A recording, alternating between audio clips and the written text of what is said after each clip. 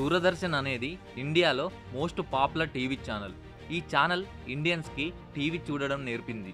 ఇప్పటి వాళ్ళకు తెలియకపోయినా 90s కిడ్స్‌కి దూరదర్శన్ ఛానల్ యొక్క ఇంపార్టెన్స్ ఖచ్చితంగా తెలిసే ఉంటుంది.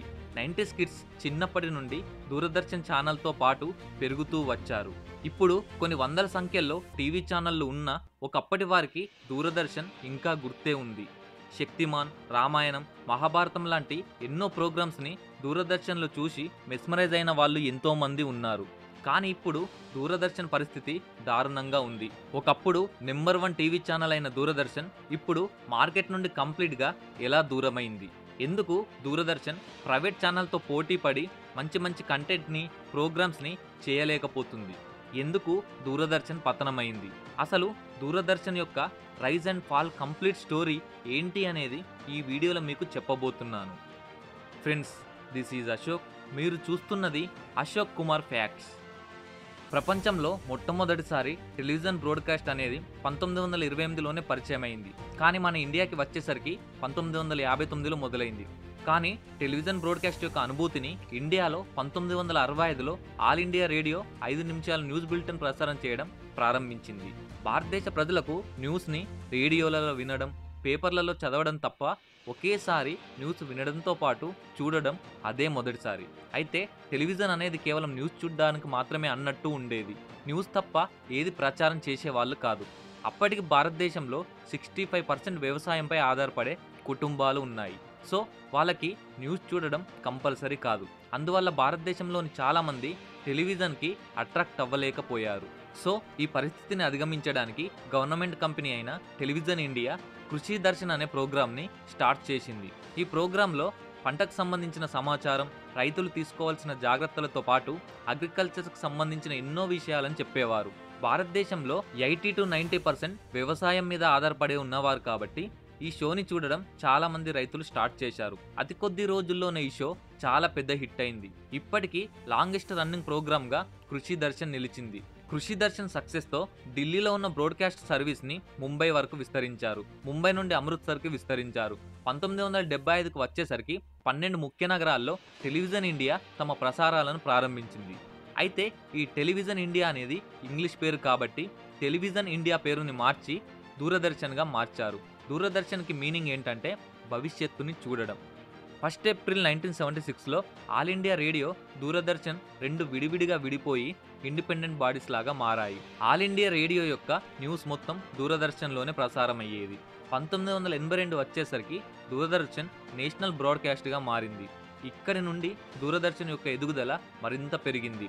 నేషనల్ బ్రాడ్కాస్ట్గా మారిన తర్వాత దూరదర్శన్ ఛానల్లో ఇండిపెండెన్స్ డే రోజు prime minister Indira Gandhi స్పీచ్ని first time live telecast చేశారు. 1982లో ఢిల్లీలో జరిగిన ఏషియన్ గేమ్స్ని కూడా లైవ్ టెలికాస్ట్ చేశారు.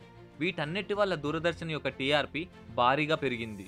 దీంతో దూరదర్శన్ మరిన్ని ఛానళ్లను స్టార్ట్ చేసి గ్రో అవ్వడం మొదలుపెట్టింది. 9th ఆగస్ట్ 1984లో దూరదర్శన్ మెట్రో అనే ఇంకొక ఛానల్ని ప్రారంభించింది. అలాగే 1984లో ఇండియాలోనే మొట్టమొదటిసారిగా సీరియల్ని ప్రారంభించింది దూరదర్శన్. అయితే ఆ సీరియల్ పేరు హమ్ లోగ్. ఇది ఎంతలా సక్సెస్ అయిందంటే ఈ సీరియల్ వచ్చిన తర్వాత చాలామంది ప్రొడ్యూసర్స్, సీరియల్ డైరెక్టర్స్ అలాంటి సీరియల్స్ని మరికొన్ని తీసి టెలికాస్ట్ చేయడం ప్రారంభించారు. ఇలా ఒక సీరియల్తో ప్రారంభమైన దూరదర్శన్లో వందల కొద్ది సీరియల్స్ ప్రసారం అవ్వడం ప్రారంభించాయి. అవి కూడా చాలా బాగా సక్సెస్ అయ్యాయి. ముఖ్యంగా హమ్లోక్ సీరియల్ తర్వాత ఎక్కువగా పాపులర్ అండ్ సక్సెస్ అయిన సీరియల్ రామాయణం. ఇది అప్పట్లో ఇండియాలోనే హై బడ్జెట్ సీరియల్. ఈ సీరియల్ వస్తుందంటే ఊరంతా కలిసి ఒకే దగ్గర ఆ సీరియల్ని చూసేవారు. ఇండియాలోనే హైయెస్ట్ రేటింగ్ కలిగిన సీరియల్గా రామాయణం చాలా బాగా ఫేమస్ అయ్యింది. ఇలా సీరియల్స్, న్యూస్, ఎంటర్టైన్మెంట్ షోస్తో ఎంతో ఎదుగుతున్న దూరదర్శన్ యొక్క పతనం 1990 నుండి స్టార్ట్ అయింది. 1991లో లిబరలైజేషన్ పాలసీ వచ్చిన తర్వాత చాలా రకాల ప్రైవేట్ కంపెనీలు ఇండియాలో పుట్టుకు వచ్చాయి. అందులో ముఖ్యంగా చెప్పుకోవాల్సిన టీవీ ఛానల్ జీటీవీ. ఇది దూరదర్శన్కి చాలా గట్టి పోటీని ఇచ్చింది. జీటీవీ ఇండియాలో నెంబర్ 1 ఛానల్గా అవతరించింది. జీటీవీ స్టాక్ మార్కెట్లో కూడా లిస్ట్ అయింది. జీటీవీ మాత్రమే కాకుండా చాలా ప్రైవేట్ ఛానల్స్ స్టాక్ మార్కెట్లో లిస్ట్ అయి ఇన్వెస్టర్ల నుండి డబ్బులను సేకరించి అభివృద్ధిని సాధించాయి. అయితే స్టాక్ మార్కెట్లో ఒక ట్రేడర్గా మనం ఫాస్ట్గా డిసిషన్స్ తీసుకోవడం చాలా ఇంపార్టెంట్. ఇలాంటి సిచ్యువేషన్లో ఎస్ఎంసీ ఆటో ట్రెండ్ అనేది ఒక వాల్యుబుల్ టూల్. మన దగ్గర స్టాక్స్ గురించి ఇన్ఫర్మేషన్ అండ్ నాలెడ్జ్ కరెక్ట్ టైంలో ఉంటే ఎలా ఉంటుంది?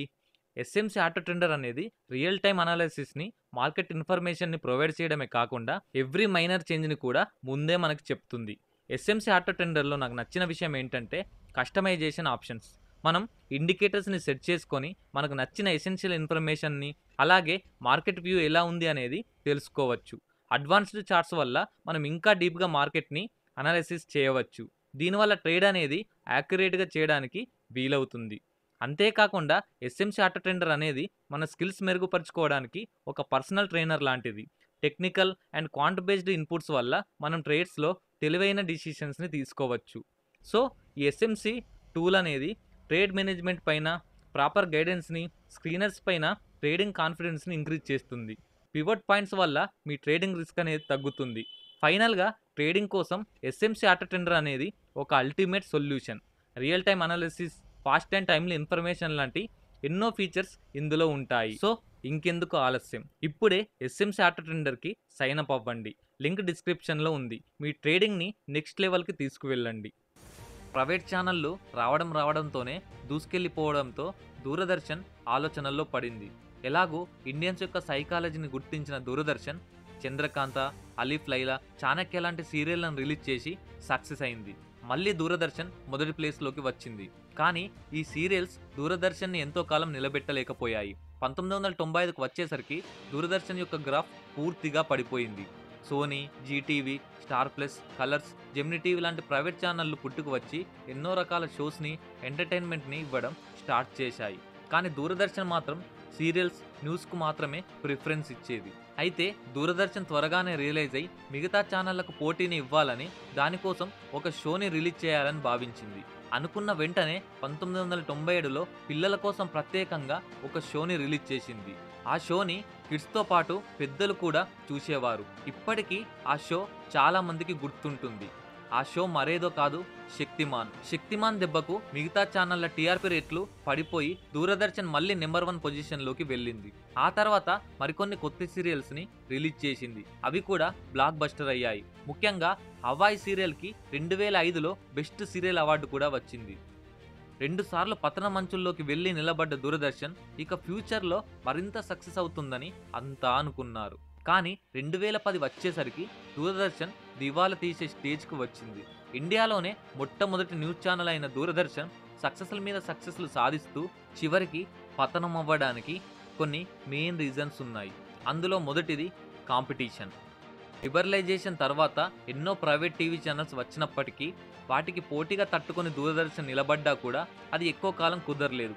ప్రైవేట్ టీవీ ఛానల్స్ సీరియల్స్ని కొత్త రకంగా నిర్మిస్తూ కొత్త ప్రోగ్రామ్స్, టీవీ షోలు చేసేవారు. దీంతో దూరదర్శన్ తన ఛానల్లో ఈవినింగ్ 6 నుండి నైట్ 11 వరకు వచ్చే ఎంతో ఫేమస్ అయిన కృషి దర్శన్, డీడీ న్యూస్ లాంటి వాటిని ఆపివేసి వేరే ప్రోగ్రామ్స్ని రిలీజ్ చేసింది. కానీ జనాలందరూ కృషి దర్శన్, డీడీ న్యూస్కి ఎంతో అడిక్ట్ అయి ఉన్నారు. సడన్గా ఆ టైంలో అవి తీసేసి కొత్త ప్రోగ్రామ్స్ పెట్టేసరికి జనాలు వాటికి అట్రాక్ట్ అవ్వలేకపోయారు. దీంతో దూరదర్శన్ యొక్క ఈవినింగ్ నుండి నైట్ వరకు ఉన్న టీఆర్పీ భారీగా పడిపోయింది. అప్పుడు దూరదర్శన్ ఈవినింగ్ 6 నుండి నైట్ 11 వరకు ఉన్న స్లాట్ని ప్రైవేట్ ప్లేయర్స్ అయిన బాలాజీ రేడియో ఫిలిమ్స్, సాయిబాబా తెలుగు ఫిలిమ్స్కి అమ్మివేసింది.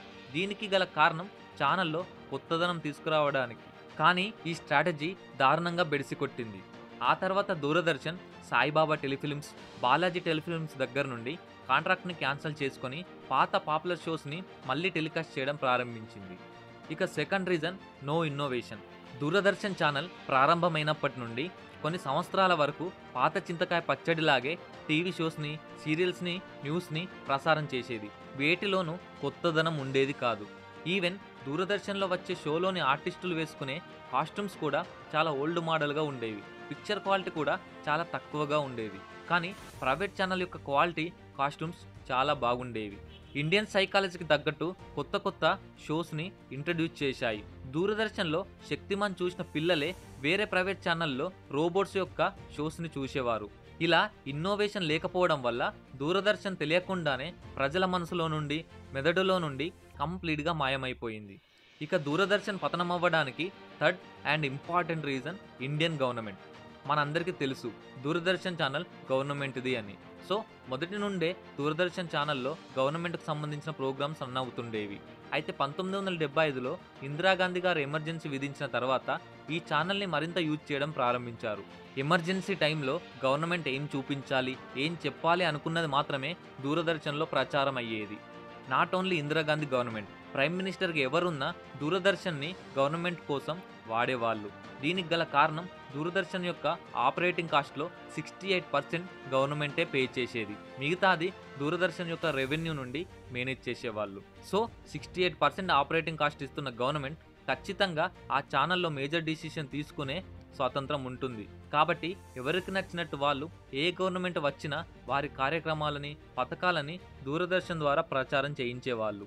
వేరే న్యూస్ ఛానళ్ళు కొత్త ఇన్నోవేషన్స్తో, కొత్త ఆలోచనలతో ప్రేక్షకుల పల్స్ని అర్థం చేసుకుని ముందుకు వెళ్తుంటే దూరదర్శన్ మాత్రం ఎదిగే ఛాన్స్ ఉన్న గవర్నమెంట్ వల్ల ముందుకు వెళ్ళలేకపోయింది. అందువల్ల దూరదర్శన్ దారుణంగా పతనమైంది. అయితే దూరదర్శన్ ఫ్లాప్ అయినందుకు జనాలందరికీ బాధగా ఉన్నా కూడా చాలామంది దూరదర్శన్కి పూర్వ వైభవం తీసుకువచ్చేలా చాలా ప్రయత్నాలు చేశారు. అందులో ఒకరు డాక్టర్ పిత్రోడా. ఈయన ఒక టెలికాం ఇన్వెంటర్. ఈయన 2014లో దూరదర్శన్ రీబర్త్ కావడానికి ఉపయోగపడే 26 రికమెండేషన్స్ని ఇచ్చారు.